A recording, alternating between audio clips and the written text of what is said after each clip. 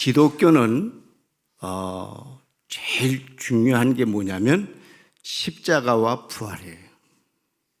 그래서 우리가 부활주일은 신앙생활을 안 하시는 분들도 교회를 오셔요. 선진국에서는. 부활했으니까. 우리가 세상에 사는 동안에 우리 생명이 유통기한이 있어요. 그게 다 죽게 돼 있잖아요. 그런데 이 부활은 영적인 생명의 유통기한을 풀어버렸어요. 그래서 우리 생명이 유통기한이 없어요. 영원히 사는 거라. 우리 옆에 분에게 축하 한번 해요. 집사님은 영원히 사시는 분이십니다. 시작. 이게 보통 일이 아닌 거예요. 그냥 얘기할 얘기가 아니에요, 이게요. 우리 기독교의 아주 최고의 핵심이에요. 영원히 사는 거예요. 우리 분명히 죽거든요. 분명히 죽어요. 그런데 그 죽음이 영원한 생명으로 이어지는 순간이에요. 그래서 제가 죽음은 선물이라고 늘 자신 있게 얘기하는 거예요. 죽음은 선물이에요. 왜? 그 다음에 부활이 이어지기 때문에. 우리 예수님께서 재림하실 때 우리 몸도 영도 다 완전히 부활하게 되죠. 예수님이 십자가에 죽고 부활하셨기 때문에 우리도 부활의 첫 열매가 되어서 그 예수를 믿을 때마다 부활, 생명을 얻은 거예요. 우린 절대로 지옥 갈 수 없는 사람이고 영원히 천국 갈 사람이고 영원히 살아갈 사람들이에요. 할렐루야. 예수님께서 부활하신 후에 제자들에게 나타나시죠. 근데 제자들에게 여러 경로를 통해서 몇 번 그 나타나셨다고 얘기를 전해줬어요. 근데 제자들이 전혀 믿으려 하지 않아요. 그 예수님이 직접 나타나셨어요. 문을 걸어놓고 꽝꽝하고 자기들끼리 안에 있는데 문을 열고 예수님이 들어가시는 거예요. 그리고 지쳐있는 제자들에게 십자가에서 돌아가신 예수님 소망이 없어졌어요. 이제 우리가 믿던 그 예수님이 돌아가셨으니까, 죽었으니까. 근데 거기 예수님이 나타나셨어요. 지쳐있는 제자들에게. 얘들아, 너에게 평강이 있을지어다. 사랑하는 성도 여러분, 부활의 신앙으로 산 사람은 날마다 평강의 사람인 걸 믿으시기 바라요. 다 가졌어도 평강이 없으면 소용없는 거예요, 인생이. 다 갖지 못해도 평강이 있으면 그 사람은 영원한 사람, 생명의 사람, 부활의 사람이에요. 예수님께서 손과 옆구리를 보여주세요. 만져봐. 십자가에 못 박힌 손, 십자가에 찔린 내 옆구리를 만져보라. 자기들이 봤으니까요, 그때. 만져보라.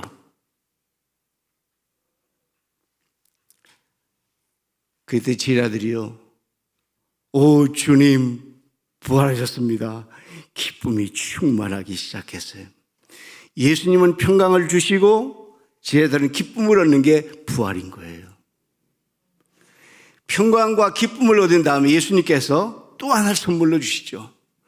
성령을 받으라. 성령이 너에게 있을지어다. 그래서 너희가 인생의 어느 날을 걸을지라도 성령이 안보하시고 지켜주시고 인도하실 것이다. 이렇게 말씀하셨어요. 그래서 부활의 신앙은 평강이고 기쁨이고 성령 받는 거예요. 그리고 회복의 역사를 주시는 거예요. 금년에 코로나로 우리가 지금 2년 반 동안 너무 고생했는데 지금 이렇게 자유롭게 예배를 드려요. 오늘이요. 부활절날 회복의 시작이에요. 할렐루야. 이제 회복의 역사를 통해서 하나님의 놀라운 역사가 일어나게 되는데, 이 교회는 뭐냐 그러면요, 부활의 증인들이 모여서 돌처럼 굳은 사람들이 와가지고 부드러워지고 세상에 살던 사람들이 와서 평화를 얻게 하는 부활의 센터예요. 교회가요. 교회는 천국의 지점이라고 제가 말씀드렸잖아요. 교회는 부활의 센터예요. 그래서 우리 예수 믿는 사람들이 이제 공동체로 같이 모였다 그러면 부활의 소식을 같이 나누면서 부활의 소식을 이제 나가서 전하자. 그것이 바로 부활의 아침에 우리의 모습이어야 돼요. 그러면 부활의 신앙은요, 예배를 드릴 때마다 나는 부활한 사람이야. 나는 영원히 사는 생명자야. 이걸 가슴에 담고 예배로 나오잖아요. 그러니까 예배가 생생해져요. 부활신앙을 하는 사람은 예배가 달라져요. 예배가 주눅들지 않아요. 내려가지 않아요. 막 올라가요. 독수리처럼 치고 올라가요. 그리고 하나님의 임재와 영광을 맛보게 돼요. 예배를 통해서. 그래서 예배를 끝나고 여러분이 나가실 때는 하나님께 영광, 성령의 임재, 세상을 향해 출발하는 그 아름다운 발길을 자신이 느끼게 돼요. 이게 부활의 신앙이에요. 그럼 부활 신앙으로 승리할 수 있는 몇 가지를 말씀드리고 마치려고 해요. 이렇게 평강과 기쁨과 성령을 받은 사람들이 어떻게 살아야 할까요? 하나님만 바라보고 살아야 돼요.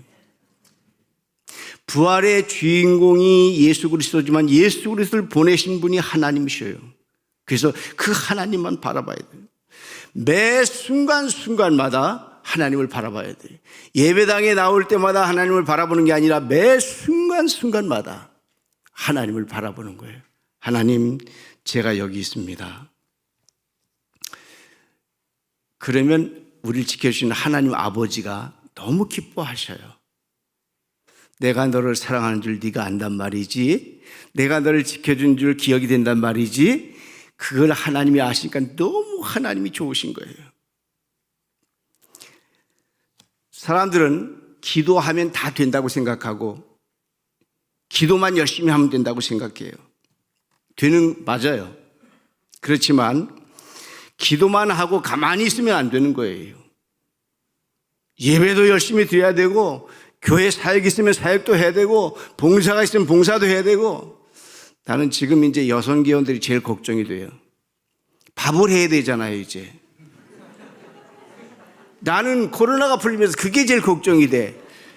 아니, 2년도 넘게 밥을 안 하고 놀고 먹었는데 다시 밥하려면 얼마나 힘들겠어. 난 야, 이거 어떡하지? 야, 막 사람 사다고 하자고 막 나올 것 같은데 안 돼. 주일날만 하나님께 봉사해야 돼, 우리가. 예. 아니, 난 그거 기도했다니까요. 여러분 몰랐지? 전 그거 기도했어요. 하나님만 바라보는 사람은 예배뿐이 아니에요. 하나님이 기뻐하신 일에 다 그게 예배하고 연결되는 거거든요. 내가 주방에 가서 그릇 하나 시켜도 그거 주님의 영광 위에 하는 거예요. 그냥이 아니에요. 내가 교회 와서 화장실 청소 한 번 했어요. 하나님의 영광을 돌린 거예요. 어마어마한 일이에요. 교회 대청소에 나와서 여러분 의자를 닦으셨어요. 하나님의 영광 돌린 일 하신 거예요. 부활의 사람은 그렇게 사는 거예요. 하나님만 바라보는 거예요. 이제 우리 청소년 중에 기도 열심히 했으니까 공부를 안 하고 입학시험을 가요. 나는 제일 미련하게 보여요. 제가 그래서 기도를 그렇게 해주지, 저는요. 실력대로 붙게 해주시옵소서. 공부 못했는데 붙게 해주옵소서. 저는 그렇게 기도 절대 안 해요. 얘가 공부한 대로 붙게 해주시옵소서. 그런데 사람들이 착각하는 거예요. 기도했기 때문에 막 시험지가 쫙 공부한 게 쫙 나가지고 100점 탁 맞을 걸로. 착각하지 말아요. 하나님을 바라보는데, 기도하는데 그건 아니에요. 내가 할 일을 다 하고 하나님을 의지하는 거예요. 어떤 환난이 있을지라도, 고통의 길을 걸어갈지라도 하나님만 바라보셔야 해요. 환난 가운데 실족지 않게 하시는 하나님을 바라보아야 해요. 이게 부활 승리의 사람의 가장 먼저 할 일이에요. 밀턴이라는 사람이 있어요. 이 사람이 갑자기 실명이 됐어요. 하나님, 내가 하나님 그렇게 잘 믿으려고 했는데 왜 눈이 멀었습니까? 이건 말이 안 됩니다. 그렇게 하지 않았거든요. 하나님, 제가 눈이 멀어서 하나님께 영광을 줄 수 있는 일이 많이 없어졌습니다. 어떻게 하죠? 근데 그때 하나님께서 천국을 보여주셔요. 쫙 천국을 보여주세요. 그래서 그때부터 글을 쓰기 시작해요. 천국을 막 글 써요. 그게 신라권이라고 하는 역대 세계 역사의 가장 유명한 책이에요. 그 후로 이 밀턴은 대스타가 됐죠. 세계적인 작가가 됐어요. 그 사람이 실명을 안 했더라면 세계 작가 못해요. 하나님만 바라보는 사람은 어떤 일을 당해도 걱정하지 않아요. 하나님이 새로운 길을 준비했기 때문이죠. 이것이 부활신앙의 첫 번째예요. 저는 또 아주 늘 기억하고 있는 것 중에 하나가 메가더 장군이 우리나라엔 큰 은혜를 끼친 장군이죠. 메가더 장군의 어머니의 기도예요. 메가더 장군의 어머니가 이렇게 기도했어요. 하나님이여, 내 아들에게 평탄한 길 주지 마소서. 쉬운 길을 걷지 않게 하소서. 역경과 환난 중에도 하나님만 바라보는 눈을 허락해 주소서. 그렇게 기도했어요. 편안하고 평탄한 길을 가기는 게 아니라 환난의 길을 가게 해달라고요. 고난의 길을 가게 해달라고요. 어려운 길을 가게 해달라고요. 그랬기 때문에 그분이 우리가 적군에 의해서 전부 침몰당할 때 500대 1의 확률을 가진 인천 상륙작전을 감당을 해서 우리 대한민국을 살려냈잖아요. 하나님만 바라본 어머니의 기도, 그리고 그 기도 속에 승리한 메가더 장군의 그 기도, 역사를 바꾸는 일이 생겼어요. 하나님만 바라보셔서 여러분들이 새로운 역사가 넘쳐지기를 주님의 이름으로 축원합니다. 두 번째는 믿음의 사람은요, 부활의 승리의 사람은요, 담대하게 살아야 돼요. 여러분, 이제 우리 주눅들면 안 돼요. 담대하게 살아야 돼요. 우린 영원히 사는 사람이니까. 아이고 하고 죽는 사람이 아니고, 우린 영원으로 이사가는 사람이니까 쉽게 담대해요. 이 세상이 무너져도 걱정 없어요. 무슨 일이 생겨도 걱정 없어요.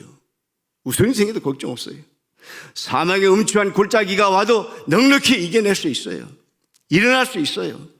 여러분, 하나님 아버지 말씀하시잖아요. 나는 너를 떠나 버리지 않는다. 나는 너를 절대로 버리지 않는다 그랬어요. 하나님의 사랑은 매일매일 일시적인 사랑이 아니라 이미 사랑해 놓으셨어요. 확증하셨어요. 그래서 저는 이 말을 선불 축복이라 그래요. 하나님을 믿으면 기도하기 전에 미리 축복을 받아놓고 시작해요. 야, 이거 이렇게 어디 있어요? 여러분, 옆에 분한테 축복을 진짜 해줘요. 집사님은요, 이미 축복을 많이 받으신 분이에요. 시작. 축복을 달라고 기도하지 필요 없어요. 이미 받았어요. 선불 축복이. 하나님은 사랑을 확증해 놓으셨어요. 하나님 아버지는 이미 우리를 아들이라 하고 사랑을 확증해 놨기 때문에 우리가 구하지 않아도 하나님이 알고 주셔요. 그래서 담대할 수 있어요. 어느 곳을 걸어갈지라도 담대해요. 감옥에 가도 담대했잖아요. 사자굴 속에 들어가도 담대했잖아요. 푸른 불 속에 들어가도 담대했잖아요. 적군이 어마어마하게 올지라도 담대했잖아요. 이겨냈잖아요. 부활의 삶은 이기는 삶이잖아요. 승리의 삶이잖아요. 이 축복자가 여러분이 있는 걸 믿으시길 바랍니다. 이제 마지막이에요. 부활의 신앙으로 사는 사람은 성령을 의지하고 부활 신앙으로 사는 거예요. 여러분, 성령이 날마다 우리 안에 오면요, 그렇게 기쁠 수가 없어요. 성령이 내 안에 오면 그렇게 평안할 수가 없어요. 그렇게 행복하게 산답니다, 제가. 성령을 설교로 했을 때 하고 성령을 제가 삶 속에서 지금 하루하루 순간순간 지금도 성령이 역사하시는 거지. 성령이 나와 함께 하신 거지. 그 감동이요, 저를 막 새롭게 해요. 막 새롭게. 정말 얼마나 신이 나는지, 얼마나 기쁘던지 막 뛰고 싶은 거예요. 성령을 의지하는 사람, 평생 기도와 말씀 두 가지를 허리춤에서 떠나지 않게 하는 사람이에요. 이제 성령을 의지하는 사람은 이제 하나님의 역사 속에 부활의 아침을 승리로 이끌어가는 사람이에요. 이제 말씀 마치겠습니다. 이제부터는 하나님만 바라보겠습니다. 이제부터는 어떤 일이 있어도 두려워하지 않고 담대하겠습니다. 이제부터는 성령의 인도하심만 믿고 그분과 함께 순간순간의 삶을 축복으로 이어가겠습니다. 이 고백 속에서 유통기한이 없는 영원한 생명권 속에 들어간 여러분, 하나님의 사랑의 확증으로 오늘도 서 있으니 주님 찬양합니다. 주님 감격스럽습니다. 이 감동으로 승리하시기를 주님의 이름으로 축원합니다. 부활의 신앙으로 승리하셔서 매일매일이 새봄에 꽃피는 그 모습처럼 꽃이 피고 새들이 노래하잖아요. 새들이 역사하잖아요. 얼마나 좋아요. 개나리 피더니, 아니 산수유 피더니, 개나리 피더니, 벚꽃 피더니, 목련 피더니, 라일락 피더니 꽃이 막 줄지어 오는데 눈이 너무 요새 호강해요. 너무 호강해요. 이 새봄의 그 자연의 아름다운 회복의 모습과 함께 부활의 신앙으로 승리하셔서 이 땅을 사는 동안 회복이 되고 축복이 되시기를 주님의 이름으로 축원합니다. 기도하겠어요.